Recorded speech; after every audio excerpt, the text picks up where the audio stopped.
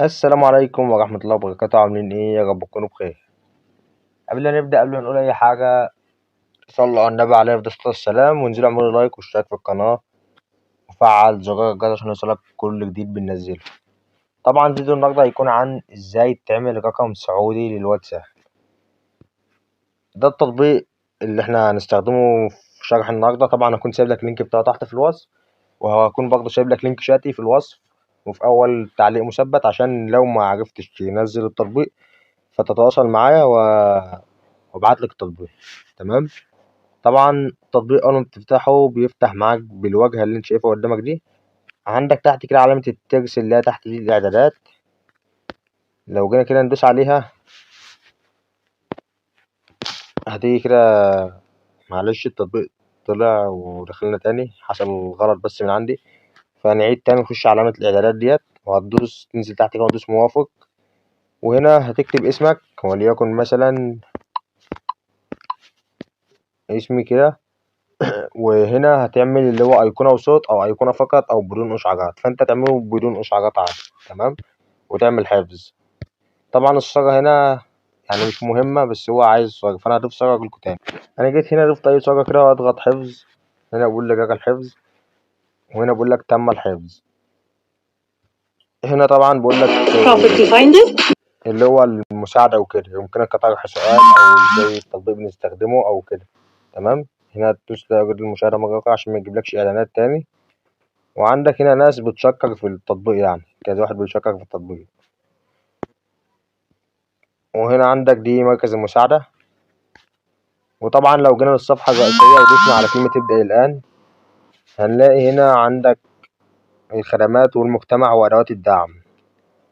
الخدمات الأرقام الخاصة بك ورقم مميز والسجل للأرقام اللي بتاخدها بتفعلها، والمجتمع اللي هو حسابك الشخصي. تمام. فأنت هتدوس على الأرقام الخاصة بك.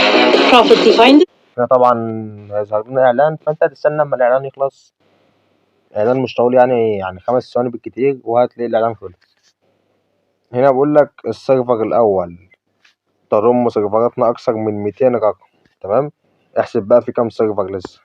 طبعا زي ما انت شايف كده الأرقاميات والأرقام الخاصة بي أنا اللي أنا مفعلها. تمام. هندوس الدخول.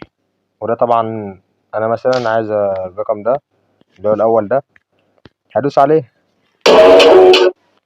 يعني ممكن أكتر حاجة تخليك تمل أو تتضايق من التطبيق ده الإعلانات مش أكتر، بس الإعلان مش طويل، يعني أزيد إعلان فيهم 5 ثواني. هنا هتدوس الموافقة المتابعة وهيجيب لك اختيارين، يا هتدوس على عن طريق رسالة نصية اللي هو يجي لك الكود بتاع الرقم ده عن طريق رسالة نصية أو عن طريق مكالمة، فاحنا هندوس رسالة نصية. وهنا طبعا الوقت بيعدي معانا. تمام. الوقت هنا بيعد معانا. انت طبعا هتكون خدت الرقم ده اللي انت اخترته نسخته عندك او نقلته على الواتساب عندك، ورفت طبعا رمز الدولة اللي هو بتاع السعودية، وهتستنى لما الوقت ده يعد وتتك على او تدوس على حاول مرة أخرى اللي تحت دي. هتدوس عليها، بمجرد ما هتدوس عليها هتلاقي جاي لك الكود هنا كده، هتلاقي تحت هنا كده مكان في الانتظار ده هتلاقي جاي لك الكود. طبعا هيجي لك الكود هتاخده وتحطه على الواتساب، تفعل الواتساب بدون اي مشاكل. وممكن تفعل بالتليجرام والايمو يعني اي منصة تانية، مش شرط الواتساب بس، يعني تقدر تفعل ايمو، تليجرام، واتساب، سناب شات، انستجرام، فيسبوك، تويتر، يعني اي منصة حرفيا انت تقدر تفعلها من التطبيق ده.